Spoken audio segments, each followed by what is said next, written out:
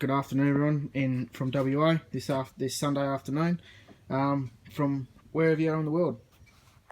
Now, I'm just going to go through this. This is just a finds video of what I found from the video I did yesterday. Title video is WW2 Gun Pit Excavation Part 1. There will be a Part 2 as I didn't get through it all yesterday. Now, I'm just going to go through a couple of special items that I found. First one is this bottle here. It's a tonic bottle, I think. It's got pt1 on the side.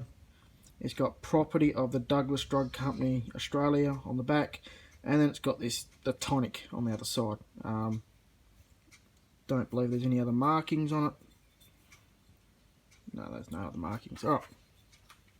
Second item is this vinegar bottle.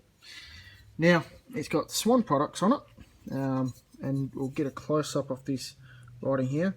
And as you can see, well, the top part of the writings and yeah, how you're going, but the rest of it, Vinegar Brewery. There you go. So that's all right. This one here, this small one here, it's Dr. Williams, I believe. Oh shit, sorry. Dr. Williams pills for pale people. There you go. I think this is a salt and or pepper shaker. Yeah, that's a generic one. What else we got? Yes, we got this perfume bottle. I believe I've found one of these before, but just didn't have the label on it. But if we can get a close enough look at it, I believe it says torso, something. But you can see here, perfumery. Whatever that is. Yeah, but perfect, yeah, however you pronounce it, I should say. Another cool little thing is this, pilchard tin, salmon tin. Yeah, normally, as per monetary value, not really worth a great deal because it's just a rusted piece of iron. But what is cool about it is it sort of tells a bit more of a story. Normally when you find these things, they just rust beyond all recognition, rusted to dust. Nothing left of it, so I thought that was pretty cool. I also found this shovel head in the same hole. I found this, what all I can describe is I don't know, frame. Yeah, anyone that's got any idea, there's a couple of things here.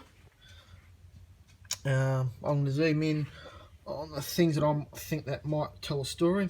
Yeah, if anyone's got any idea of what this could be, please let me know in the comments. I'll get to that blue bottle there in a second. I found a couple of these things here. No idea what that is. This piece of iron here, that's fairly heavy. What's left of a old cups canteen. Yeah, thought that was pretty cool. You can tell it's a canteen by the two handles on the back. Again, like the tin, it's normally rusted beyond all recognition by the time we get to it. Now this here horseshoe,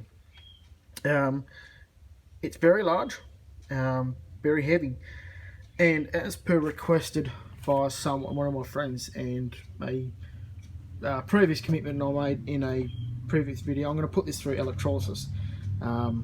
It's basically just, yeah, need to watch the video on it, but it's basically putting any sort of metal object into a salt bath or salt water bath and passing electricity through it. You've got to believe you've got to have the power or positive connection on an anode, or it's steel, mild steel round bar. I'm using 8mm, and you have a negative on the piece of wire that wraps around a piece of wood that goes down to whatever you're treating, and then you have a connecting wire, which for all intents I've just made it black as neutral colour, and that connects the two anodes. I believe it's the anode that has the power to it is the worst, and comes off the worst. Yeah. Alright, now this blue bottle here, again like the tonic bottle I just showed, this is again something I've never heard of or seen, but what I can do, here we go. Henry, Berry and Co. Proprietary Limited, Melbourne. Now, what's interesting about that? Melbourne. That means that either a soldier has come from over east, come to WA. That's what actually quite often happened in the Second World War. Is quite often the units were formed over east. Soldiers would bring back all this kind of stuff without a. I mean, that's with the exception of the Swan Vinegar Brewery. Everything here may have come from over east. However, there's obviously no way to prove that. It's just an assumption. But it tells a story of whoever brought this over, come from the eastern states, kept it with them till they got to Chidlow camps, and then obviously burn, bash, bury as they were instructed. I believe Bob Shepherd, the bloke who runs the Chidlow World War II, Friends of the Chidlow World War II camps group, that was a security measure as well. It was, burn. You have little pits, little holes, put all your rubbish into it, burn it, bash it, bury it, and then it would be very hard for the enemy to find it or recognise what it is after it's been set on fire. Most of this, I just forgot to mention, it's battery. Now what's cool about this is it's got some kind of fabric on the inside and it's wrapped, it's got wire wrapped around it. Got no idea what the brand is, as you can see. That. Now what is interesting is every time you find batteries in one of these holes, most of the iron, or if not all of the iron items in there are going to end up like this. Water, moisture, couple of batteries, it's going to rust things away very, very quickly. And adding heat from the burning, this is why these sites, these camps have to be protected. Now I'm sort of fairly young, I'm 27, so I wasn't even around when, say, the Vietnam War was going on. But for this stuff tells a story. Whether you believe in war or not, this stuff tells a story. So it's really important for these camps to be protected, be preserved.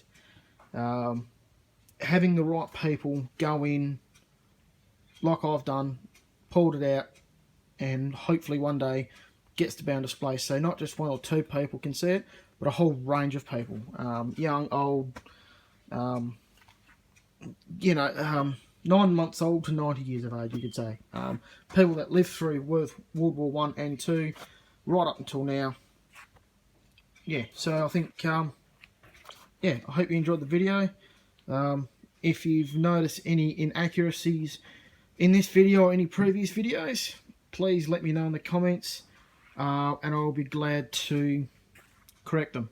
Long as you can show me, like, hey, look, this proves that you're what you said isn't quite right, or this this shows that you've missed this out.